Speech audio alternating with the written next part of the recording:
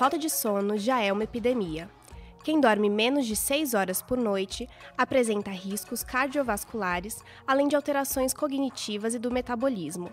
Pesquisas confirmam que muita gente sofre com a sonolência durante o dia. Começa agora o documentário Quando Chega a Noite, sobre os distúrbios do sono, uma produção das alunas do 4º semestre de jornalismo.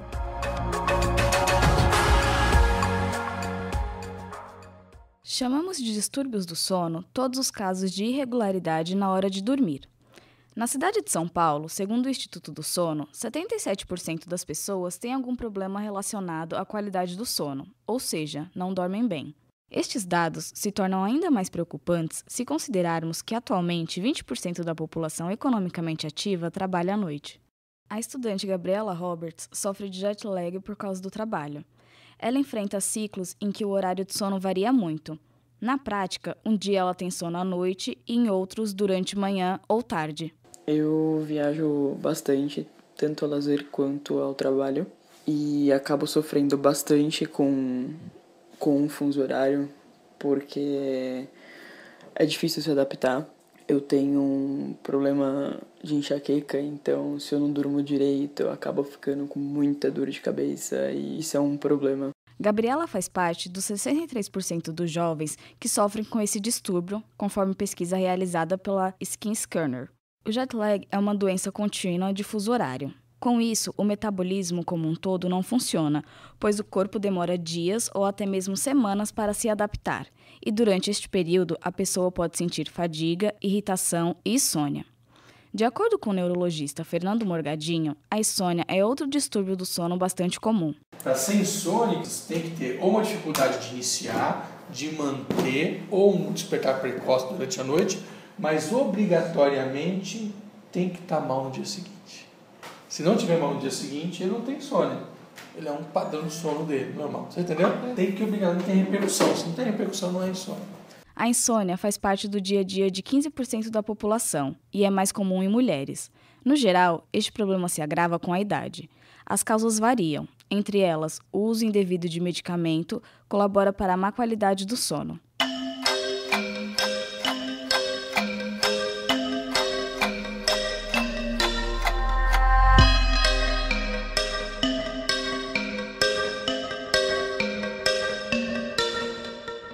A depressão é outro problema que pode comprometer a qualidade do sono, e foi o fator que causou insônia em Aline, mãe de um menino de 5 anos. Ela desenvolveu esse distúrbio após o nascimento do filho, que também tem dificuldades para dormir. Se agravou mesmo, aproximadamente uns 7 meses, que foi quando eu também percebi estar com depressão. E a hora do sono é aquela hora que a nossa mente se enche, né? Em vez de ser a hora que se esvazia. Então, por causa do estresse, então a hora que eu deito no travesseiro é a hora que vem o peso do dia sobre mim e eu não consigo lidar com isso. Aline afirma que procurou ajuda médica, mas que não pôde tomar remédios, porque seu filho Caio às vezes fica inquieto também durante a noite, fazendo com que ela tenha medo de estar sob efeito de medicamentos e com isso não perceba nenhuma movimentação diferente dele. O psiquiatra Leonardo Maranhão explica a distinção entre insônia e a insônia crônica. É importante ressaltar que uma insônia crônica é um transtorno que acompanha um indivíduo por muito tempo e, em alguns casos, pode durar até 12 anos, segundo literatura. Assim, a insônia crônica é mais grave, pois além de durar a vida inteira ou boa parte dela, às vezes não tem tratamento. Tiago Mencarelli, de 32 anos, sofre do mal desde a infância. Começa a me afetar um pouco mais para frente, quando eu começo a perder memória e, de uma certa forma, a energia mesmo, a atenção no trabalho, e isso começa a prejudicar um pouco o meu rendimento. A pior mesmo consequência foi eu ter batido o carro. O estudante conta que a insônia, além de afetar a sua vida profissional, fez com que perdesse a namorada. A aceitação do problema como uma questão de saúde é um desafio. A convivência com pessoas que têm distúrbios do sono pode se tornar conturbada, principalmente em casos de apneia, cuja principal característica é o ronco. Nilson Araújo convive há mais de 7 anos com o amigo Maurício Franchi, que tem a doença. Para quem dorme com pessoas que têm apneia, é você dormir antes da pessoa. É a única solução que eu vi até hoje, prática. Porque se você dorme primeiro que a pessoa não vai influenciar no seu tempo de sono. E mesmo que você acorde durante a noite, você está em um estado de sonolência e você consegue encaminhar o sono. Nilson revela que o amigo sofre mais do que quem convive, pois tenta fazer de tudo para não atrapalhar o sono dos outros. A apneia é vista como um distúrbio do sono, mas na verdade é uma doença. O neurologista Fernando Morgadinho explica a diferença. E o que chama a atenção é que a doença tem sempre uma parte negativa, né? E o distúrbio nem sempre é negativo sempre. Então é uma alteração que... Vou dar um exemplo. Então você tem a apneia do sono, é uma doença. O paciente evolui com quadros, complicações, etc. Se eu falo uma parassonia, tipo insônia, aí é um distúrbio, que não obrigatoriamente vai dar repercussão negativa, entendeu? Então, distúrbio e doença tem diferença. Às vezes falam distúrbio como se fosse a mesma coisa, alguns falam doença como se fosse a mesma coisa, e não são. A apneia não causa morte sozinha, mas o risco aumenta quando associada às doenças cardiovasculares e neurológicas. Os mais propensos a sofrer são sedentários, estressados, aqueles que abusam do álcool, têm sobrepeso e têm histórico de doenças respiratórias. O administrador Peterson Bailey se encaixa neste quadro. Ele descobriu que, além do problema nas amígdalas, também tem apneia. Quando eu fui fazer uma consulta no otorrino, e pelas minhas amígdalas serem bem grandes, e se eu roncava muito e eu disse que sim, então ele pediu um exame do sono, aquele chamado polissonografia. Neste mesmo exame constatou que por hora eu tenho em média 53 apneias, então é praticamente uma por minuto dormindo. A apneia de Peterson é grave, porque ultrapassa a marca de 50 paradas por noite. A doença diminui ou interrompe a respiração, e essa parada dura no mínimo 10 segundos e pode acontecer diversas vezes na mesma noite, sendo mais frequente em homens. Estudos mais recentes apontam que existe em torno de 70 distúrbios do sono e cerca de 70% da população tem alguma queixa na hora de dormir. Outro fator determinante para a má qualidade do sono é o ritmo intenso das grandes cidades. Nos últimos 20 anos, o número de horas de sono da população mundial caiu 1h30 por dia. O que muitas pessoas desconhecem é que os distúrbios do sono podem atingir bebês e crianças. Nessa fase, os problemas mais comuns são insônia, terror noturno e sonambulismo. O sono conturbado não causa malhas à qualidade de vida do bebê, mas é importante ficar atento a sintomas como cansaço, agitação e irritação. Aline diz que o filho Caio sofreu muito com a insônia quando era bebê, chegando a dormir apenas 2 horas por dia. Antes do seu diagnóstico atual, autismo, chegaram a considerar que ele poderia ter paralisia do sono. Depois disso, ele começou a ter poucos períodos, assim, umas 2, 3 horas de sono ininterrupto, apesar de ser um sono agitado. Ele se mexia o tempo todo, às vezes chorava dormindo, o que um dos pediatras associou com terror noturno. O Caio sempre dormiu melhor quando estava claro do que quando estava escuro, mas qualquer barulho, por menor que fosse, o acordava. A mãe lembra que, com o diagnóstico de autismo, os distúrbios do sono de Caio foram entendidos e hoje o garoto já consegue dormir melhor e por mais tempo. A genética pode estar ligada à dificuldade de dormir. O estudante de filosofia, Felipe Almeida, de 21 anos, sofreu com isso. Depois que eu tive esse problema da paralisia do sono, na primeira vez que eu tive, que eu fiquei muito desesperado assim, eu lembro que logo eu acordei, aí depois meu corpo voltou a funcionar normal. E aí no outro dia eu lembro de ter conversado com meu pai e contei o que tinha acontecido, né? Contei a história pra ele e aí ele me disse que já havia casos da minha mãe ter passado por isso. Então na minha família já teve um caso antes do meu. Mesmo sem procurar ajuda médica, a paralisia do sono de Felipe passou.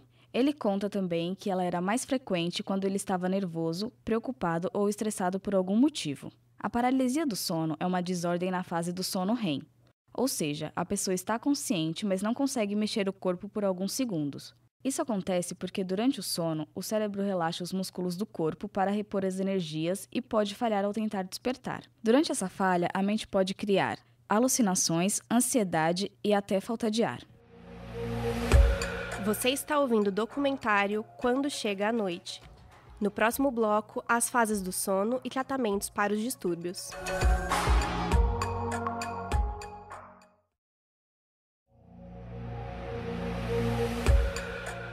Voltamos a apresentar o documentário Quando Chega a Noite. Dormir não é tão simples quanto parece. Deitar e adormecer pode ser uma tarefa difícil e os danos irreparáveis para o organismo e o cérebro. Ter uma noite de sono ruim e dormir mais no dia seguinte não repõe o sono perdido. E mesmo com essa condição, segundo o Instituto de Pesquisas e Orientação da Mente, 69% dos brasileiros garantem não dormir bem, considerando o sono ruim ou péssimo. O sono é fundamental para a saúde. Especialistas lembram que o sono considerado de qualidade é aquele que revigora as energias. Como sabemos se o sono foi reparador? Quando acordamos com disposição e sem sonolência.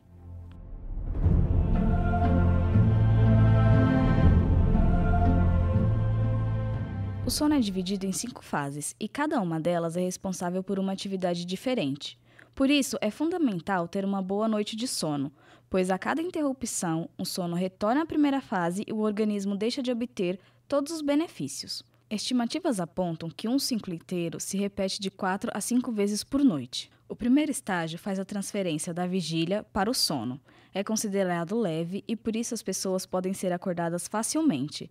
Ele dura de 5 a 10% do ciclo total. O segundo estágio é o chamado não REM e dura a maior parte do tempo do ciclo, de 45% a 50%. Ainda nesta fase, o corpo diminui o ritmo da respiração, a temperatura do corpo cai e as batidas do coração diminuem.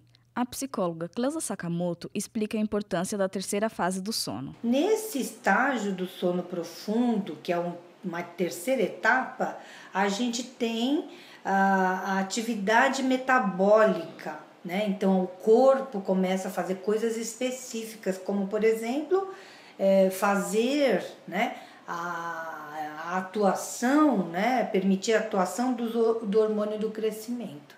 Esta fase ainda é responsável pela recuperação fisiológica. No quarto período, o cérebro está com ondas lentas. Essa etapa dura em torno de 15% do ciclo e pré-inicia a última fase, o sono REM. Chegar ao sono REM é fundamental para a qualidade total do ciclo. É um momento de relaxamento muscular, da manutenção da memória e intensa atividade cerebral. Também é nessa fase que os sonhos são produzidos.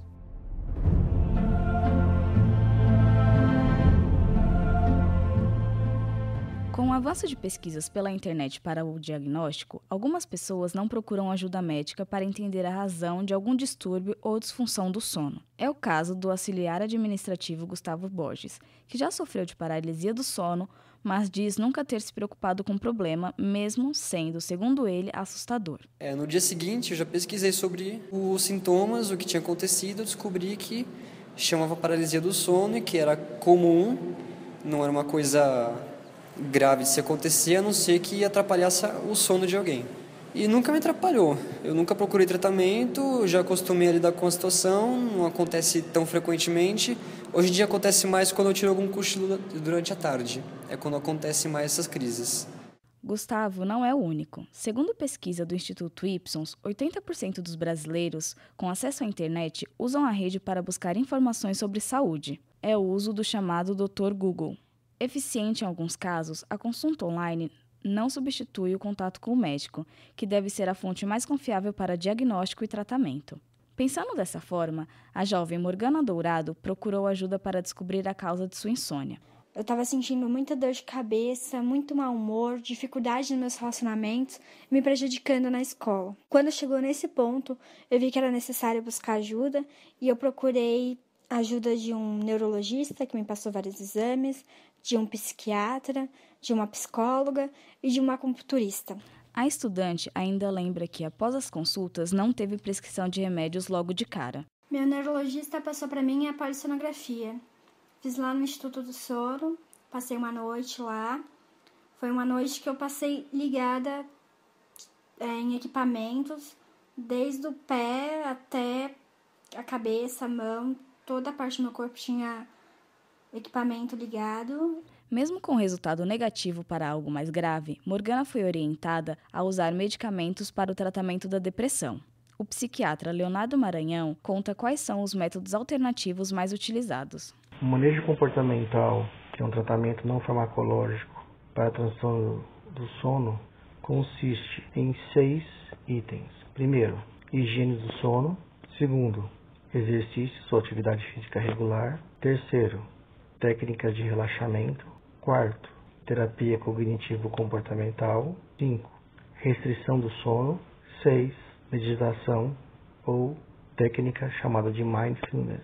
Mesmo descrevendo tantas opções, o médico alerta que elas não apresentam resultados tão visíveis em pessoas que têm quadro de insônia há algum tempo. Ele conclui que, para casos mais graves, só a medicação traz melhoras. O designer Gustavo Pessoa sofre de insônia crônica e, no caso dele, só o remédio resolve. Eu tomava chás, banho, alimentação, exercícios, passei a tomar cápsulas de açúcar, que é a homeopatia. Nada disso surtiu efeito, tanto que foi me recomendado 2 remédios. Um para tomar para dormir durante 3 horas e um outro que é para tomar e dormir 8 horas.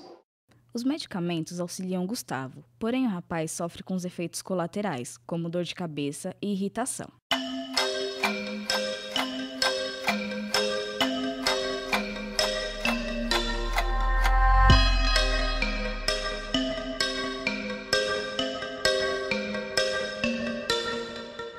Jéssica Andrade foi diagnosticada com sonolência excessiva diurna, que provoca a dificuldade de se manter acordada durante o dia, além da fibromialgia e problemas nas vias aéreas. Para ela, o indicado foi um tratamento multidisciplinar. Então, hoje eu faço uso de um antidepressivo, isso é que me ajuda a controlar o sono, as dores e a depressão.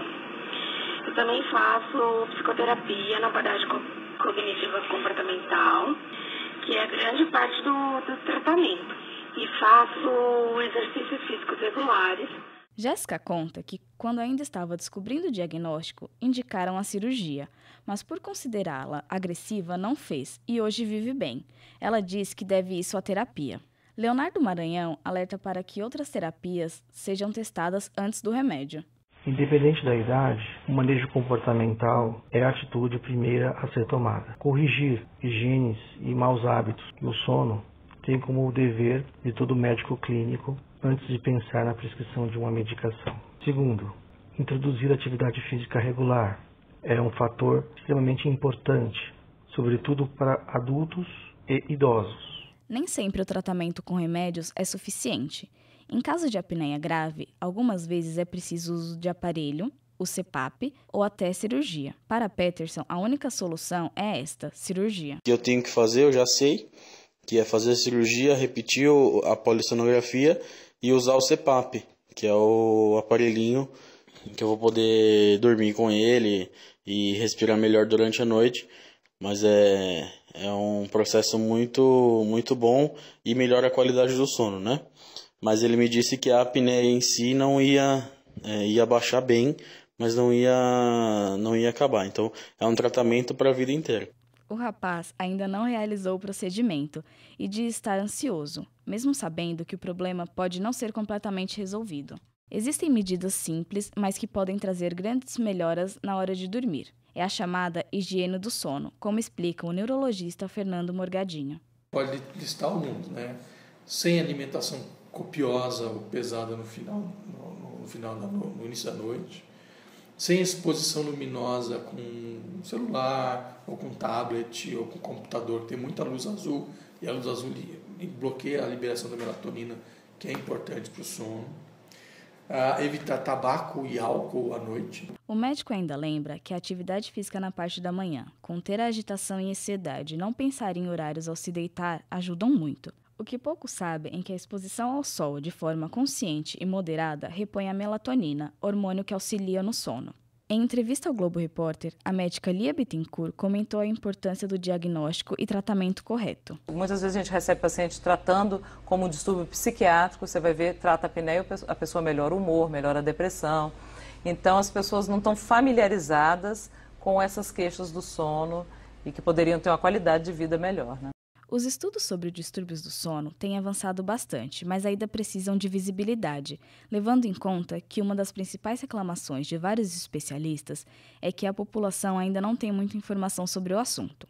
Para mais informações e consultas com especialistas em São Paulo, você pode entrar em contato com o Instituto do Sono pelo telefone 21 08 7777 e pelo site www.sono.org.br. Caso você se identifique com qualquer um dos casos relatados durante o documentário, procure um médico. A qualidade do sono está muito associada à possibilidade de desenvolvimento de doenças neurodegenerativas, como o mal de Alzheimer e o aumento do risco de AVCs e infarto, mas isso é assunto para o próximo programa. Você acabou de ouvir o documentário Quando Chega a Noite, uma produção das alunas do 4º semestre de jornalismo da Faculdade Paulo de Tecnologia e Comunicação. Locução e roteiro: Fernanda Andrade e Valéria Soares. Produção: Fernanda Andrade, Isabel Branquinha e Valéria Soares. Sonoplastia: Danilo Nunes, Isabel Branquinha e Rogério Romero. Orientação: Wagner Belmonte.